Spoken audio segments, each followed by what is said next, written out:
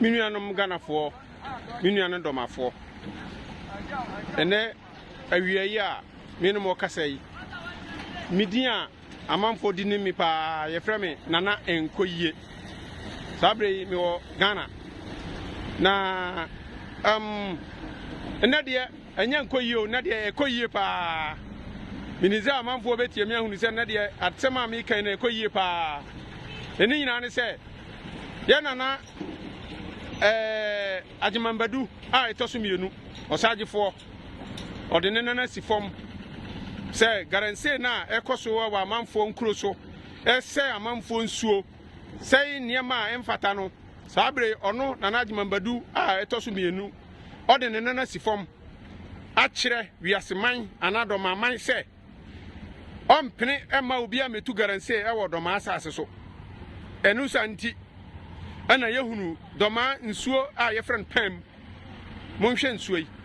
Se ade company nsuo yetie. Nkrofo nsase ne nkrofo nsuo a asaya. Now they compare a Dormaa asase so nsuo a ana Dormaa pam nsuo ne nsuo atwa Dormaa man ho ahia. Na esese ye boy na Dormaahene Agyemang Badu a etoso mienu ye bo na baso. Esanse nana de ne nane si form no.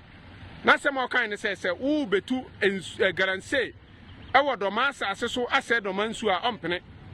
Nesanti ye hwe. Said the Dormaa nsuo ani tifa. Na yɛmfa compare nkrofoforo aka. Na yɛhwɛ omu nsuo said the esitie. Eti me bon na Dormaahene abaso. Sabre yi Dormaahene kro na miginan. Ana mitwa Dormaa nsuo pam nsuo de kyerɛ mo. Na Dormaahene asɛm ɔka ne sɛ sa security for na ɔmo hwɛ Dormaa nsase so sɛ ɔmo mprema obi metu Galamsey no.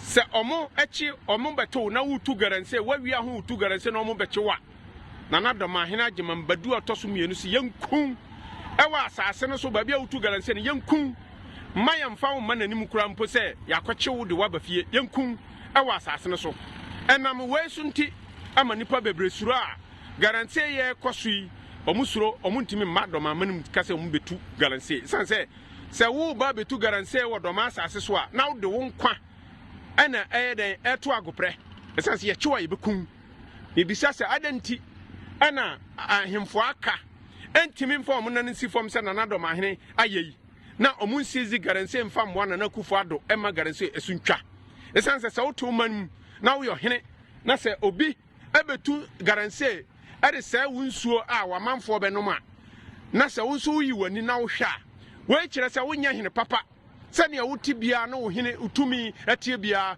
wonya hene papa asekira ne se ummo wa manfo ho ban onwene wa manfo ho esanse ensuo eyenkwa nipa nya nsupa anoma ne nkwa awo he eniti nananom ahemfo saa bre misramo monhwe ne nana Dormaahene Agyemang Badu atoso mienu waye na monya den monsua na mommodin se mobema munsuo no ani ate nsuo no wa manfo anom nsupa na aboa ma manfo ama omanya nkwatenten. Enti video ya mi ye e de mad whole Ghana. Ta monhwe ne nana Agyemang Badu atoso mienu waye. Monhwe Agyemang Badu kuro munsuo. Na monfa compare other regions no nsuo. Na monhunu ne se ahemfo mo adwuma pa mo ye na adwuma bone a mo ye ahemfo no mo ye. Na montumi ntu ana mo a e de asonwe beba ne e de nkoso beba. Sa nsuo na esese nyina no esu betwa monhwe Agyemang Badu atoso mienu ni kuro ni nsuo. Ose ompene emma obi metu Galamsey ense ni nsuo monhwe resource ayenya ewo Dormaa ahinkro abonten so monhwe resource sa na me pesa himfo no moye na mutu Galamsey ase ofurum krom esanse muti krom ho muni ne yakoso efa Galamsey ho enti monhwe na monsua ne nana Agyemang Badu aye me di mensa ebo nsuo bi akere mo sa monhwe Dormaa ahinkro ensuo kroje ya fi bia anya den eni ho monhwe kroje nsuo no bi na mabo ada me de kire munyi eni ntimi kasa no me kan se ekoyie pa esanse me behu Dormaa nsuo ne Dormaa nsuo a eda Dormaa ahinkro krom no ni Dormaa ahinkro nsase so no mani agiye esanse nana Agyemang Badu atoso mienu amfa ne nana nsi fom a anka ye nhunu ne se ne ye hunu esanse nsuo no mukọ hono no atifia ebe hono ba nafo ombe hono no ba bia wo be hu sonsonso nti mesre nana mahemfo me kroso kwani ya kwa kire no ho a amomo hu na kire no ho a so se de nsuo no anitie nti momo modern sa ahemfo bia hene bia obetime video wi wodi be yesuasem ato na Dormaahene ho na watu anamon a ebeboa ma wamanfo nso anya nsupa anom enti me kroso kwane no akwa akire re ho a ama mohu Dormaa nsase sunsuo sade ani tifa monhwe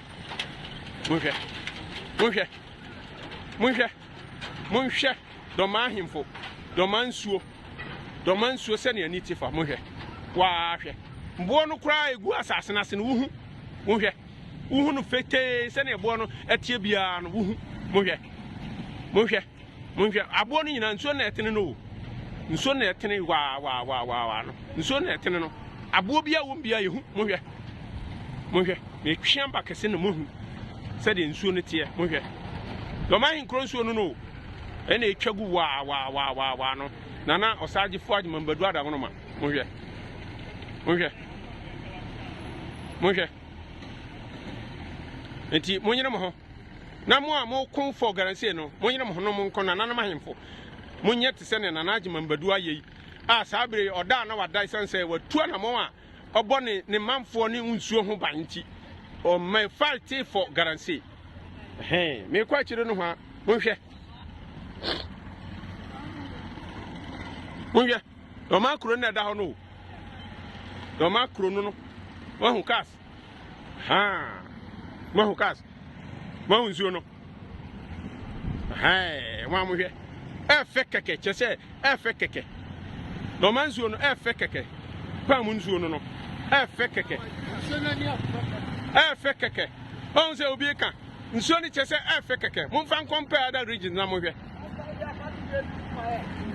Masa ebeto Facebook mohwe amam voice me fan Facebook mohwe Dormaa nkro nsuo no efe keke nana no mohwe wa uhu kra na ukondo se obanum nsuo mohwe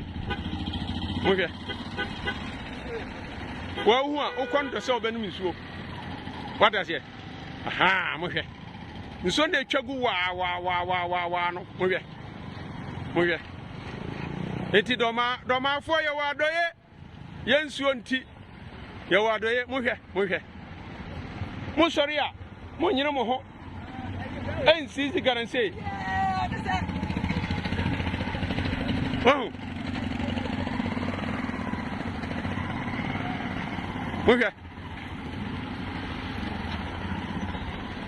mohwe yey ayo mia mohwe Dormaa nsuo mohwe nana no mahemfo mohwe wa uhu Dormaa nsase sunsuo a nti wani nye wa mohwe nsuo no hwe abo ne niam nyina uhu hwe nsuo na etene ko wa no mohwe ekọ no hwa